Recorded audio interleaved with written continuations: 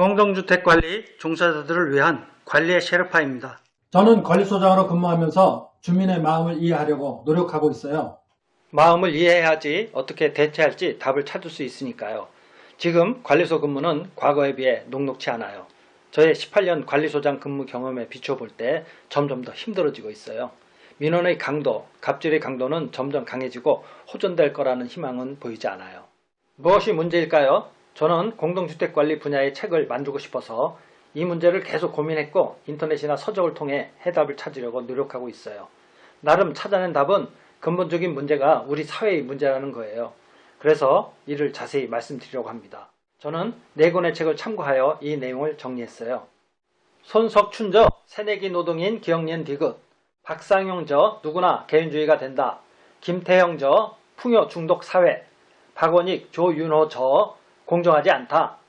대한민국이 세계 10위권 경제 대국이라는데 국민의 행복도 세계 10위권 안에 들까요? 불행하게도 한국인의 행복지수는 OECD 회원국 중에 꼴찌 그룹에 있어요. 대한민국은 OECD 국가 중 뚜렷하게 높은 부패지수, 높은 정부 불신도, 낮은 공공사회 복지비, 사회 구성원 간의 낮은 신뢰도 등 바람직하지 못한 특징을 갖고 있어요. 그 결과 삶의 만족도는 낮고 자살률은 세계 4위권이에요. 850만 명이 넘는 비정규직, 최장의 노동시간, 최고 자살률, 꼴찌 출산율 등에 주목하면 과연 한국 사회의 미래가 회의적일 수밖에 없어요. 6.25 전쟁 이후 워낙 가난했기에 우리는 먹고 사는 문제만 해결되면 행복해질 거라고 믿었어요. 그래서 경제발전을 통해 물질적 풍요를 얻었지만 삶의 질이나 행복 수준은 오히려 떨어졌어요. 우리는 왜 이렇게 힘들고 불행한 걸까요? 무엇이 잘못됐죠? 공영방송에서는 우리의 불행 원인이 비교와 경쟁에 있다고 했어요. 맞는 얘기인데 비교와 경쟁이 심해진 이유가 있을 것 아닙니까? 근본 원인은 불공정과 불평등이에요. 무엇이 불공정하고 불평등하죠? 경제적 자원 분배예요. 경제적 불평등은 전체 국민 소득 중 노동소득 비중 하락과 함께 움직여요. 어쨌든 사회가 불평등할수록 줄어든 자원을 놓고 첨예하게 갈등이 일어나요. 괜찮은 일자리가 부족하고 사회적 안정망과 복지체계가 미흡해요. 그래서 사회적 약자, 소수자, 취약계층의 고통을 심화시켜요. 이렇게 된 것은 우리나라가 신자유주의 자본주의를 따랐기 때문이에요. 신자유주의 자본주의를 간략히 신자유 자본주의라고 칭할게요. 자본주의 시장경제는 역사상 숱한 우여곡절을 겪으며 발전했어요. 사회주의는 몰락했지만 자본주의는 실패 위기를 이겨내면서 계속 진화했어요. 신자유 자유본주의는 세계시장에 경쟁이 치열해지면서 등장했어요. 1차 세계대전 이후 미국과 영국이 세계 시장을 주도했었는데 전쟁에서 복구한 독일, 프랑스 같은 나라의 경쟁력이 살아나자 미국이나 영국의 시장 이익이 낮아졌어요. 그러자 국가의 복지 정책이 경제 침체를 불러왔다는 담론이 나타났어요. 시장과 자본의 논리에 국가가 인위적으로 개입한 탓에 경제적 위기를 맞았다고요. 경제를 살리려면 정부는 개입하지 말고 모든 걸 자유시장에 맡겨야 한다는 목소리가 커져 신자유 자본주의가 등장하게 됐어요. 한국에서의 신자유 자본주의는 IMF 사태 이후 본격적으로 자리를 잡게 됐어요. IMF가 구제금융을 위한 구조조정 프로그램으로 우리에게 탈규제, 개방화, 민영화, 정리해고 도입 등의 조건을 제시했고 우리는 이를 받아들였어요. 이 조건들이 신자유 자본주의 체제의 기본 뼈대예요. 이것은 결국 노동자를 희생시켜 기업을 살리는 정책이었어요. 국민 대부분은 신자유 자본주의를 국제표준으로 인식하며 그대로 받아들이고 순응했어요. 그러나 신자유 자본주의는 자본의 이익만 우선시하는 괴물로 진화했어요.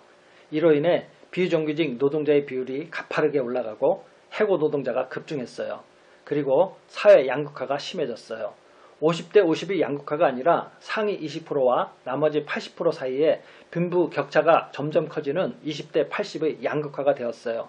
시장 만능주의는 다수 국민을 위해 작동한 것이 아니었던 거죠. 아이러니하게도 정부는 자본에 대해서는 작은 정부지만 노동자에 대해서는 거대 정부예요. 정부는 언제나 노동자를 강제하고 탄압했어요.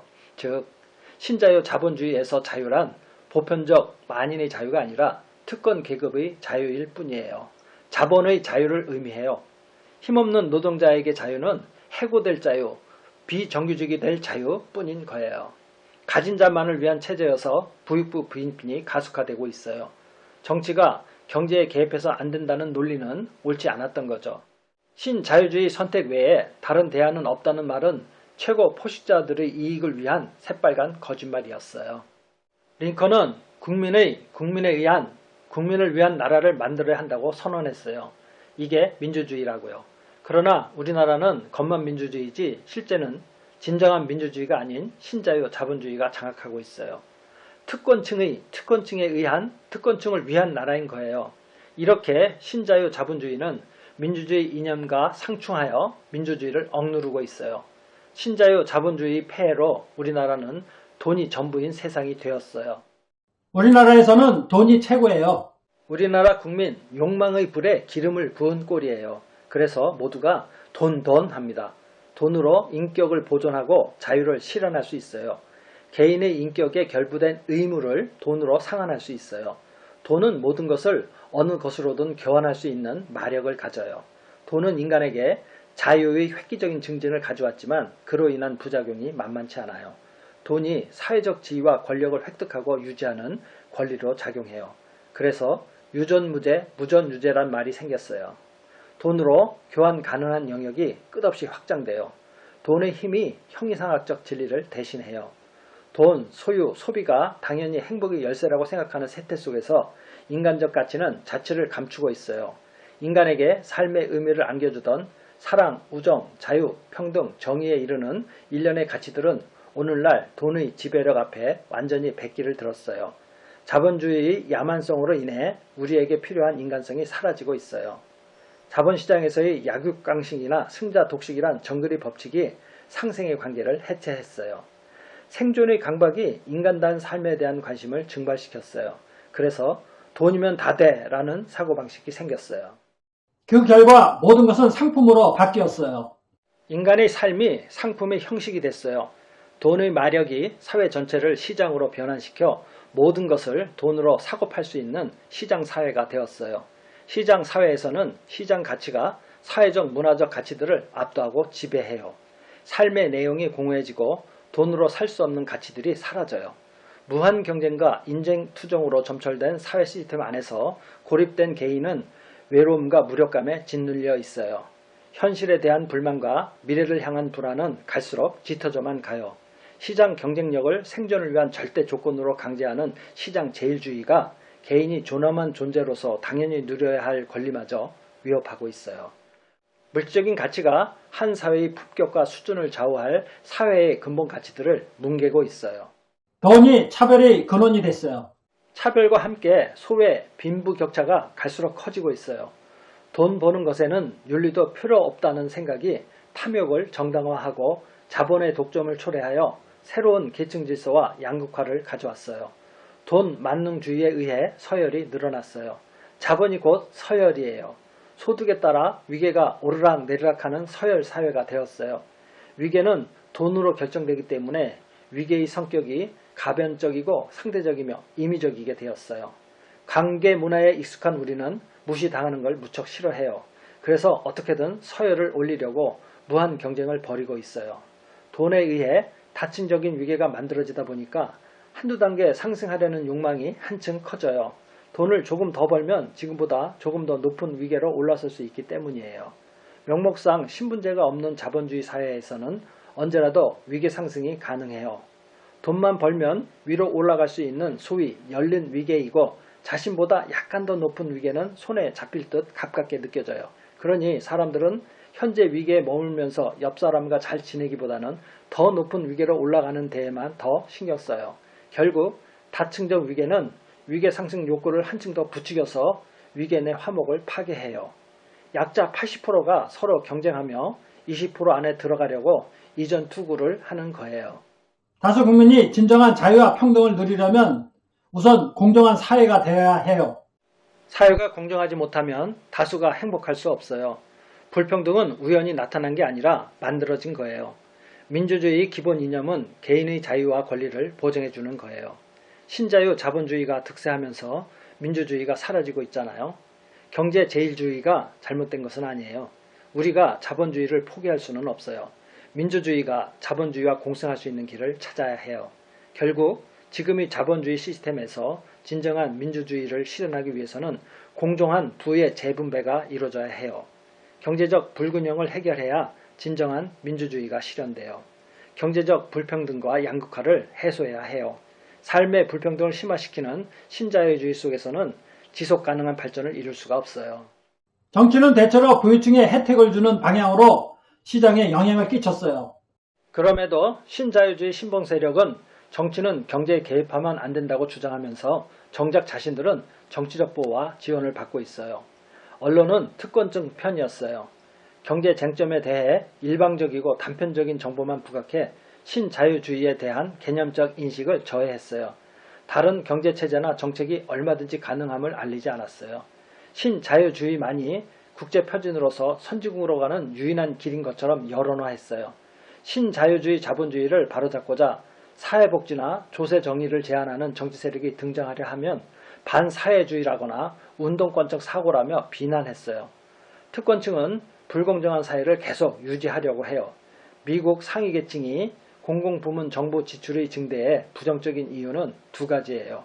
첫째, 특권층은 정부 도움 없이도 스스로 건강 교육 등 필요한 영역에 최고의 서비스를 받을 수 있으니 시장을 그대로 두어도 아쉬울 게 전혀 없어요. 둘째, 민중에게 공공서비스와 복지정책을 추진하면 특권층의 소득이 줄어들 뿐 아니라 현재 누리는 부의 일부를 빼앗길까봐 불안한 거예요. 사람은 돈이 아닌 다른 가치를 위해 노동할 때 기쁨과 행복을 체험할 수 있어요. 신자유 자본주의 사회는 궁극적으로 인간을 망가뜨리는 반인간적 사회예요. 인간을 돈의 노예로 전락시키는 신자유 자본주의는 이를 고역으로 만들고 돈벌이 수단으로 전락시킴으로써 노동으로 느낄 수 있는 기쁨과 행복을 빼앗아가요. 과학기술과 생산력이 고도로 발전한 21세기에서 직업은 돈벌이나 생계유지 수단이 아니라 자아실현이나 사회기여활동 수단이 되어야 해요. 생계는 국가가 보장해주고 사람들은 즐겁게 기쁜 마음으로 보람찬 노동을 하게 해야 해요. 이를 위해서는 공정하지 않고 정의롭지 못한 신자유 자본주의 제도를 변혁해야 해요. 경제적 평등을 이루기 위해 시장의 힘을 재조정하는 경로는 두 가지예요. 하나는 하위 99%가 현재의 문제를 정확히 인식하는 거예요. 자신들이 상위 1%의 농간에 놀아나고 있고 상위 1%에 이로운 것은 자신들에게 이롭지 않음을 깨달아야 해요. 상위 1%가 펼쳐온 일들은 국민의 가치에 부합하지 않을 뿐 아니라 상위 1% 이익에도 부합하지 않음을 깨달아야 해요. 또 하나는 발전을 위한 미래를 논의할 때 미국식 모델이 유일한 선진경제 체제가 아님을 알아야 해요. 모든 사람이 실질적인 자유를 누리며 공정한 경쟁을 벌일 수 있어야 해요. 정부는 경제적 강자의 힘을 통제하고 약자를 보호하는 쪽으로 개입해야 해요. 자본의 갑질을 뿌리 뽑고 이를 민주주의적으로 통제하려면 노동자의 직접 발전과 연대가 먼저 이루어져야 해요. 도움이 되셨으면 구독, 좋아요 부탁드립니다.